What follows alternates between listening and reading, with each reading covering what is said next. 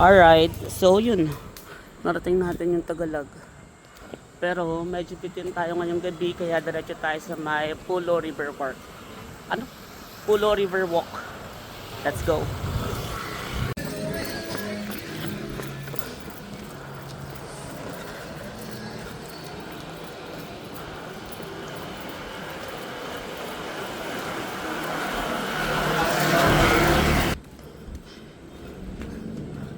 Alright. Pulo River Walk. Oh.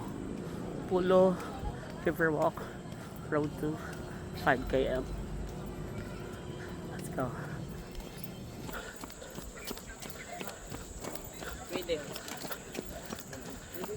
Alright, let's run. Excuse me po.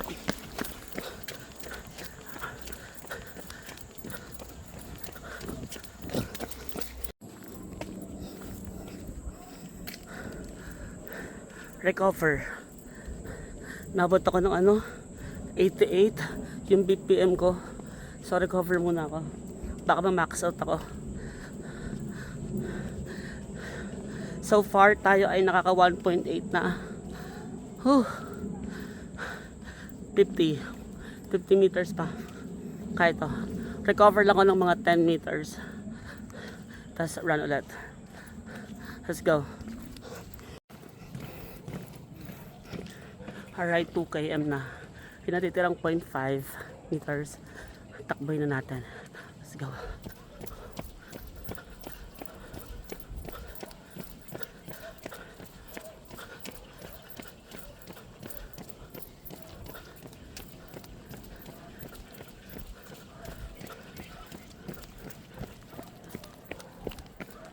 Feeling ko laspag na ako.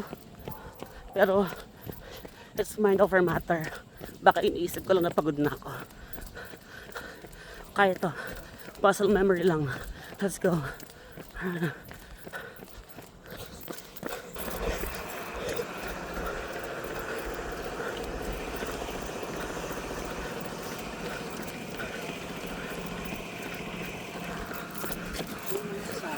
Nalaman ko lang kay Suot po.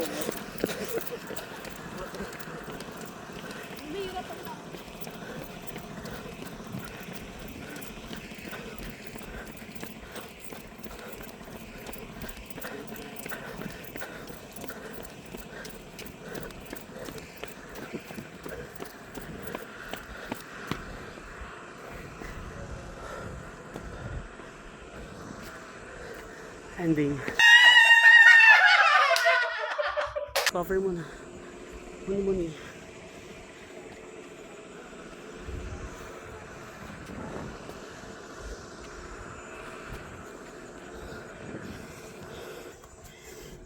Gusto ko mo pa. Sasakit yung pa ako.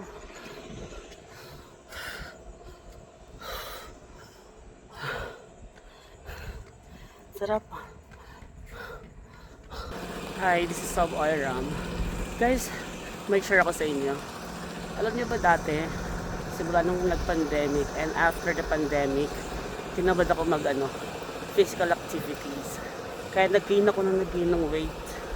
Tapos, yung fear ko sa pagod, yun talaga yung naging barrier ko to do physical activities again.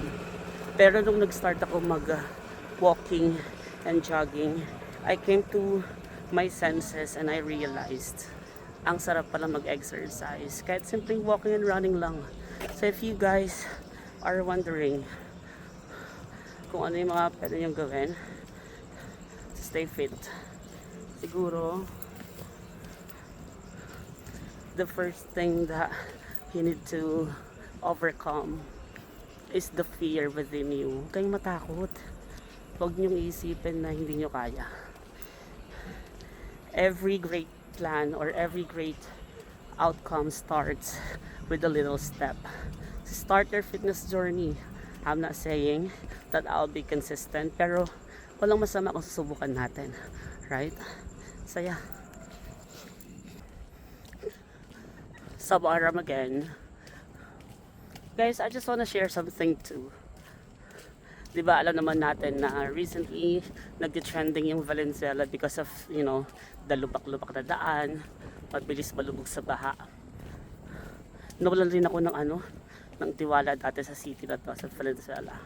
Pero nagsimula ako mag-try dito sa Pulo River Walk. May something good pa rin pala na ino-offer or na ma-offer yung city namin ng Valenzuela. Look at the view.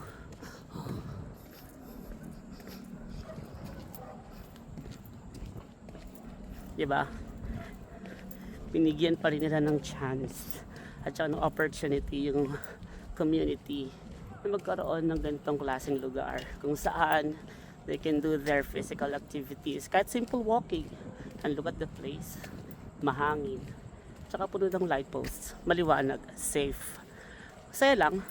So wala lang, I'm not saying that Valenzuela City is the best among all the cities in NCR, pero kahit naman pala papaano, there's something good in Valenzuela.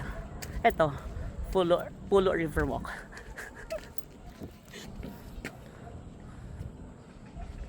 Ganda, di ba? Meron ditong bike lane. Pwede ka rin mag-jog dito. Pero konting consideration lang din kasi marami din nag-walking. Tansyahan lang. This is Valenzuela. I mean part of Valenzuela City. Pulo River Walk. Yo! Pauwi na ako. Sinadya ko magpalaspag ngayon para 2 days akong mag-rest. Para-paraan. Actually, kanina, huling kain ko, alas 4 pa. Alas 4. Alas 4 pa. So, gutom na ako. No? Total, mahigit 20 kilometers tayo ngayon. So, mamaya, baka may madalan ako. Kakain ako, syempre. Para pag uwi ko na lang. Tapos pahinga na. Syempre yung pakain ko light meal lang. Baka maglugaw lang. Char. So yeah. Ingat-ingat. Parang may nakikita akong kainan somewhere there. So gusto kong kumain. Problema, wala akong dalang wallet. Wala rin akong dalang cash. So, eto ang next challenge. May makikita kaya akong kainan na tatanggap ng GCash payment. Yun ang challenge. No? Okay. So, let's see. Banda doon, merong kainan na lang po. Okay. Tingnan natin. May nakikita akong maliwanag. This is side. Ooh.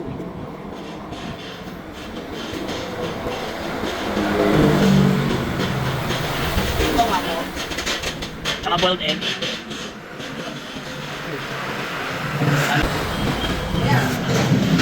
Sa clothing sa kanila.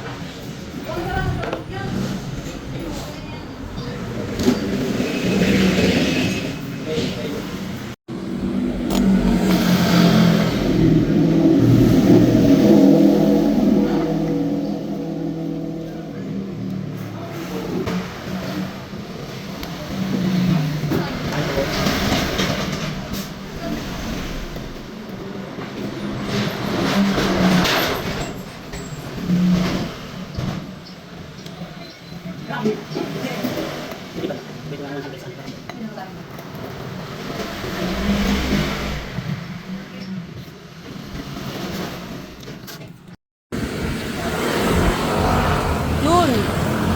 Solve. Isang lugaw, isang boiled egg, tapos isang lumpia. Total of 60 pesos. Buti na lang pala talaga, merong 100 pesos na bag. So everything happens for a reason. Naniniwala ba kayo doon? No? Kaya pala ako nagutom kasi may 100 pesos pa pala sa bag ko.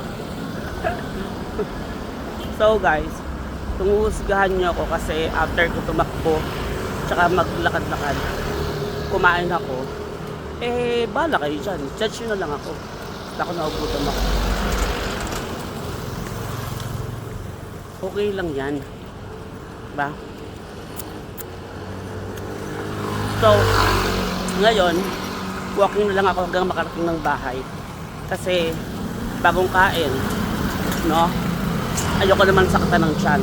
Tsaka kanina sa TikTok may napanood ako, ano siya, runner din siya. Pinaliwanag yung ano, yung side stitch. Yung iba minsan kapag tumatakbo tayo, especially kapag bagong kain, no? Sumasakit yung tagiliran. Side stitch daw tawag doon.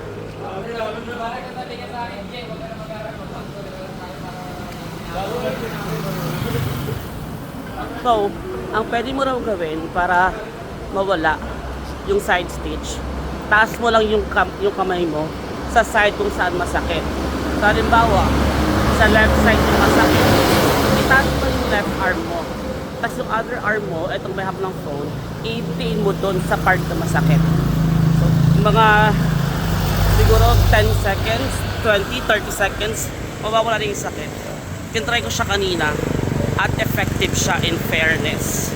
So, dahil madilim dun kanina, tingin ako nakita, itutuloy ko yung video at hindi ako mapipigilan. So, as I was saying earlier, so kapag kayo ay magpaplanong mag-jogging or mag-walking, sabi ni Kat, nung napalad ko kanina sa TikTok, dapat mag-pre-fuel kayo like an hour or at 2 hours or at least an hour before ka mag-run. Kaya kanina, kumain ako ng alas 4. Hindi siya heavy meal ha, light meal lang siya. Tapos, nagsimula akong mag-run ng 7 p.m. So, parang ilang oras na yun, 4, 5, 6, 2 hours din or 3 hours din halos, diba? Kaya kanina nung sinubukan ko tumakbo, sinubukan ko mga 60 meters dire-diretso, okay siya. Medyo sumakit ng konti, pero ginawa ko yung sa side stitch na wala naman din kagad. Tas recover lang. Kung tatakbo ko ng let's say 60 meters ng dire-diretso, tapos magre-recover ako ng mga 10 meters. Tapos after, takbo ulit. Ganun lang.